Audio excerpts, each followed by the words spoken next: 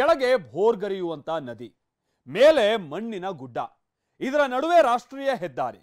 ಹೆದ್ದಾರಿ ಪಕ್ಕದಲ್ಲೇ ಒಂದು ಟೀ ಅಂಗಡಿ ಇದ್ದಂತ ಮನೆ. ಜಿಟಿ ಜಿಟಿ ಮಳೆ ಬರ್ತಾ ಇತ್ತು.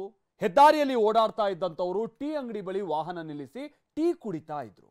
ಇದೇ ಹೊತ್ತಲ್ಲೇ ಘೋರ ದುರಂತ ನಡೆದು ಹೋಗಿದೆ. ದಿಢೀರ್ ಕುಸಿದ ಗುಡ್ಡ 6 ಮಂದಿಯನ್ನ ಬಲಿ ಪಡೆದಿದೆ ಅಂತ ಜಿಲ್ಲಾಡಳಿತ ಹೇಳ್ತಾ ಇದ್ರೆ, 6 ಅಲ್ಲ 20 ಮಂದಿ ಹೋಗಿದ್ದಾರೆ ಅಂತೇಳಿ ಸ್ಥಳೀಯರು ಶಂಕಿಸ್ತಾ ಇದ್ದಾರೆ.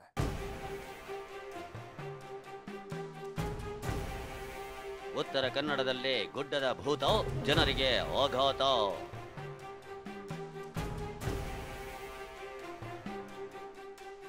ಗುಡ್ಡ ಕುಸಿತ 1, ಶಿರೋರ ಬಳಿ ಮೃತ್ಯುಕೋಪ, ಗುಡ್ಡಕ್ಕೆ ಕುಟುಂಬ ಬಲಿ.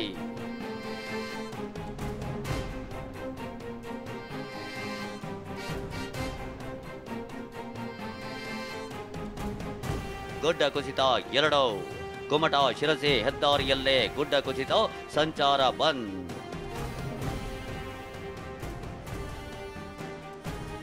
ಗುಡ್ಡ ಕುಸಿತ 3, ಕಾರವಾರದ ಕಿನ್ನರದಲ್ಲಿ ಗುಡ್ಡ ಕುಸಿದ ವ್ಯಕ್ತಿ ಸಾವು.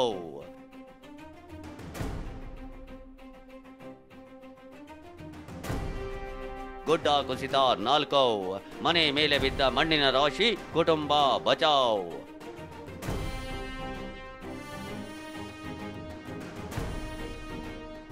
ಗುಡ್ಡ ಕುಸಿತ 5, ಹೊನ್ನಾವರದ ಹೆದ್ದಾರಿ ಮೇಲೆ ಬಿದ್ದ ಮಣ್ಣು, ಬಂಡೆ.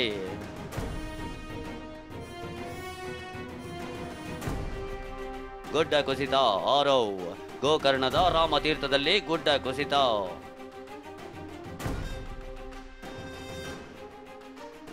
ಆಕಾಶವೇ ಕಳಚಿ ಬಿದ್ದಂತೆ ಮಳೆ ಸುರಿಯುತ್ತಿದೆ.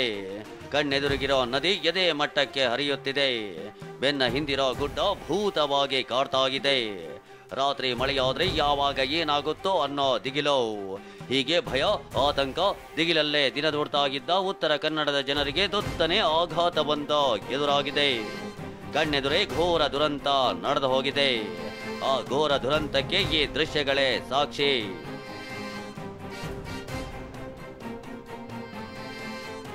ಉತ್ತರ ಕನ್ನಡ ಜಿಲ್ಲೆ ಅಂಕೋಲಾದ ಶಿರೋರ ಬಳಿ ಬೃಹತ್ ಗುಡ್ಡ ಕುಸಿತ.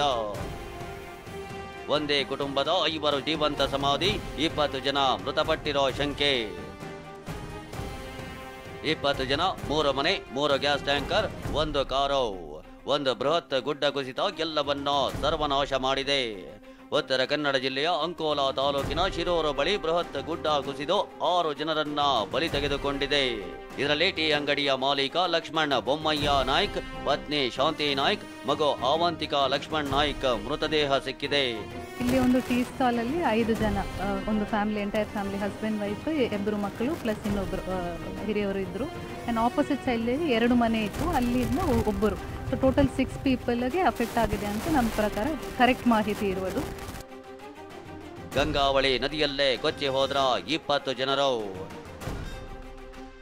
ಜಿಲ್ಲಾಧಿಕಾರಿಗಳ ಪ್ರಕಾರ 6 ಜನರು ಮೃತಪಟ್ಟಿರೋದು ಖಚಿತವಾಗಿದೆ. ಆದರೆ ಸ್ಥಳೀಯರ ಪ್ರಕಾರ 20ಕ್ಕೂ ಹೆಚ್ಚು ಜನರಿದ್ರು ಎನ್ನಲಾಗಿದೆ.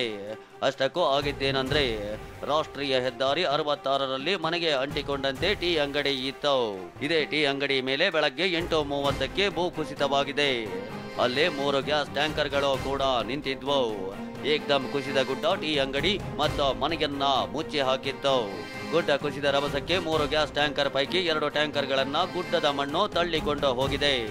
ಜೊತೆಗೆ ಮುಂದಿದ್ದ ಮತ್ತೆರಡು ಮನೆ ಮತ್ತು ಕಾರನ್ನ ಗಂಗಾವಳಿ ನದಿಗೆ ನೂಕಿದೆ.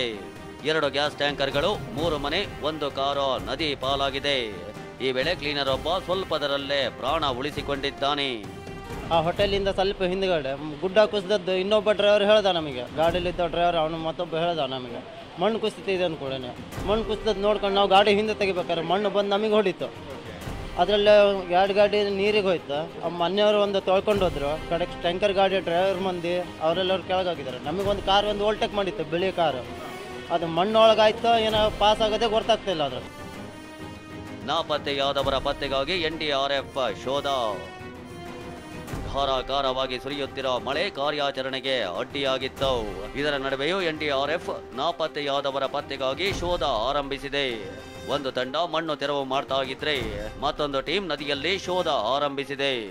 ಇದೆ. ಈಗಾಗಲೇ NDRF ತಂಡ ಸಾವನ್ನಪ್ಪಿನವರ ಮೃತದೇಹವನ್ನು ಹೊರತೆಗೆಯುವುದಕ್ಕೆ ಶೋಧ ಕಾರ್ಯ ಮುಂದುವರೆಸಿದ್ದಾರೆ. ಅದರಲ್ಲಿ ಪ್ರಮುಖವಾಗಿ ಏನಂದ್ರೆ ಗುಡ್ಡ ಕುಸಿತ ಆಗಿರುವುದು ಒಂದು ಕಡೆ ಆಗಿದ್ರೆ ಗುಡ್ಡ ಕುಸಿದ ಪಕ್ಕದಲ್ಲಿ ನದಿ ಇರುವುದರಿಂದ ಮೃತದೇಹಗಳು ನದಿಗೆ ಏನಾದರೂ ಬಿದ್ದಿದೆ ಅಂತಲೂ ಸಹಿತ ಶಂಕೆ ವ್ಯಕ್ತವಾಗ್ತಾ ಇದೆ. ಆ ಹಿನ್ನೆಲೆಯಲ್ಲಿ NDRF ತಂಡದವರು ತಮ್ಮ ಎಲ್ಲಾ ಬೋಟ್ಗಳನ್ನು ತಯಾರು ಮಾಡುವುದರ ಮೂಲಕ ಗಂಗಾವಳಿ ನದಿಗೆ ಇಳಿದು ಬಿಟ್ಟು ಶೋಧ ಕಾರ್ಯ ಮುಂದುವರಿಸುವುದಕ್ಕೆ ಎಲ್ಲಾ ರೀತಿಯಾದ ಪ್ರಯತ್ನ ಮಾಡ್ತಾ ಇದ್ದಾರೆ. ನೀವು ದೃಶ್ಯದಲ್ಲಿ ನೋಡಬಹುದು. ಈ ಹಿನ್ನೆಲೆಯಲ್ಲಿ ಅಲ್ಲಿರುವಂತಹ ಮಣ್ಣು ಮತ್ತು ಬಂಡೆಗಳನ್ನು ತೆಗೆಯುವುದಕ್ಕೆ ಆಗ್ತಾ ಇಲ್ಲ. ಯಾಕಂದ್ರೆ ಮಳೆಯ ಅಬ್ಬರ ಕ್ಷಣಕ್ಕೂ ಹೆಚ್ಚಿಗೆ ಆಗ್ತಾ ಇದೆ. ಮಣ್ಣನ್ನು ತೆಗೆಯೋಕೆ ಹೋದ್ರೆ ಪೂರ್ತಿಯಾಗಿ ಕೆಸರುಗದ್ದೆ ಆಗ್ತಾ ಇದೆ. ಆ ಹಿನ್ನೆಲೆಯಲ್ಲಿ ಅಲ್ಲಿರುವಂತಹ ಮೃತದೇಹಗಳನ್ನಂತೂ ತೆಗೆಯೋಕೆ ಈಗ ಬಹಳಷ್ಟು ಕಷ್ಟ ಆಗ್ತಾ ಇದೆ.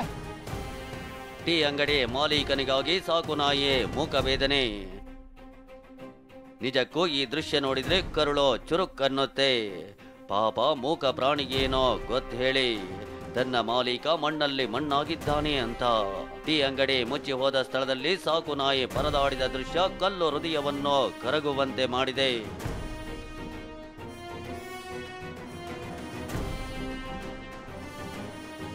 ವಿಧಾನಸಭೆಯಲ್ಲೂ ಗುಡ್ಡ ಕುಸಿತ ಪ್ರಕರಣಗಳ ಪ್ರಸ್ತಾಪ. ಮೃತರ ಕುಟುಂಬಕ್ಕೆ ಸರ್ಕಾರದಿಂದ 5 ಲಕ್ಷ ಪರಿಹಾರ. ಶಿರೂರು ಗುಡ್ಡ ಕುಸಿತ ಪ್ರಕರಣ ವಿಧಾನಸಭೆಯಲ್ಲೂ ಪ್ರಸ್ತಾಪವಾಗಿತ್ತು. ಶೂನ್ಯ ವೇಳೆಯಲ್ಲಿ ಶಾಸಕ ಸತೀಶ್ ಶೈಲ್ ವಿಚಾರ ಪ್ರಸ್ತಾಪಿಸಿದ್ರು. ಇದಕ್ಕೆಲ್ಲ ಕಾಮಗಾರಿ ನಡೆಸಿದ ಕಂಪನಿಯೇ ಕಾರಣ ಅಂತ ಆರೋಪಿಸಿದ್ರು. ಇದಕ್ಕೆ ಉತ್ತರಿಸಿದ ಕಂದಾಯ ಸಚಿವ ಕೃಷ್ಣ ಬೈರೇಗೌಡ ಸದನಕ್ಕೆ ಘಟನೆಯ ಮಾಹಿತಿ ನೀಡಿದ್ರು. ರಕ್ಷಣಾ ಕಾರ್ಯಾಚರಣೆ ನಡೆಯುತ್ತಿದೆ. ಮೃತರ ಕುಟುಂಬಕ್ಕೆ ಸರ್ಕಾರದಿಂದ 5 ಲಕ್ಷ ಪರಿಹಾರ ನೀಡಲು ಸೂಚನೆ ನೀಡಲಾಗಿದೆ ಅಂತ ಸಚಿವರು ಹೇಳಿದ್ರು. ರೆಸ್ಕ್ಯೂ ಅಂತೂ ನಡೀತಾ ಇದೆ, ಬಾಡಿ ಹುಡುಕುವಂತ ಪ್ರಯತ್ನನೂ ನಡೀತಾ ಇದೆ. ಬಟ್ ಹುಡುಕಿ ಅವ್ರು ಮಿಸ್ಸಿಂಗ್ ಆಗಿದ್ದಾರೆ, 1 ದಿನ 2 ದಿನ ಮಿಸ್ಸಿಂಗ್ ಆಗಿದ್ದಾರೆ ಅಂದರೆ ಆಮೇಲೆ ಕನ್ಕ್ಲೂಷನ್ಗೆ ಬರಬೇಕಾಗುತ್ತೆ. ಯಾರೇ ಮೃತರಿದ್ರು ಕೂಡ ಅವ್ರಿಗೆ 5 ಲಕ್ಷ ರೂಪಾಯಿ ಪರಿಹಾರ ಕೊಡಬೇಕು ಅಂತ ಈಗಾಗಲೇ ನಾವು ಸರ್ಕಾರ ಸೂಚನೆ ಕೊಟ್ಟಿದೆ.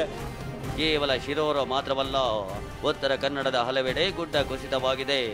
ಕುಮಟಾ ಶಿರಸಿ ಹೆದ್ದಾರಿಯ ರಾಗಿ ಹೊಸಳ್ಳಿ ಬಳಿ ಗುಡ್ಡ ಕುಸಿದು ಸಂಚಾರ ಬಂದಾಗಿತ್ತು. ಇನ್ನು ಕಾರವಾರ ತಾಲೂಕಿನ ಕಿನ್ನರದಲ್ಲೂ ಮನೆ ಮೇಲೆ ಮಣ್ಣು ಕುಸಿದು ವ್ಯಕ್ತಿಯೊಬ್ಬ ಸಾವನ್ನಪ್ಪಿದ್ದಾನೆ. ಅತ್ತ ಕಾರವಾರದ ಮಂದ್ರಾಳಿಯಲ್ಲಿ ಗುಡ್ಡ ಕುಸಿದು ಇಡೀ ಮನೆಗೆ ಮಣ್ಣು ತುಂಬಿಕೊಂಡಿದೆ. ಮನೆಯಲ್ಲಿದ್ದವರು ಕೂಡಲೇ ಹೊರ ಓಡಿ ಬಂದಿದ್ದಾರೆ.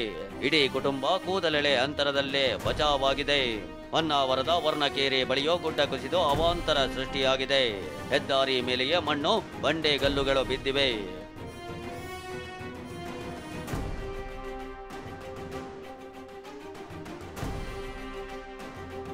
ಗೋಕರ್ಣದ ರಾಮತೀರ್ಥದಲ್ಲಿ ಸಮುದ್ರ ತಟದಲ್ಲಿರೋ ರಾಮ ದೇವಾಲಯದ ಹಿಂಭಾಗ ಗುಡ್ಡ ಕುಸಿದಿದೆ. ಅದೃಷ್ಟವಶಾತ್ ದೇವಾಲಯಕ್ಕೆ ಡ್ಯಾಮೇಜ್ ಆಗಿಲ್ಲ. ಆದರೆ ದೇಗುಲದ ಹಿಂಭಾಗ ಭಾರಿ ಪ್ರಮಾಣದ ಮಣ್ಣು ಶೇಖರಣೆಯಾಗಿದ್ದು ಭಕ್ತಾದಿಗಳು ಆತಂಕಗೊಂಡಿದ್ದಾರೆ. ಒಟ್ನಲ್ಲಿ ಒಂದು ಕ್ಷಣದಲ್ಲಿ ಆಗಿ ಹೋಗಿರೋ ದುರಂತ 20 ಜನರನ್ನ ಬಲಿ ಪಡೆದಿರೋ ಶಂಕೆ ಇದೆ. ತೆರವು ಕಾರ್ಯಾಚರಣೆ ಬಳಿಕವೇ ಅಸಲಿಯತ್ತ ಗೊತ್ತಾಗಲಿದೆ. ಸೂರಜ್ ಒತ್ತೂರೆ, TV9 ಕಾರವಾರ.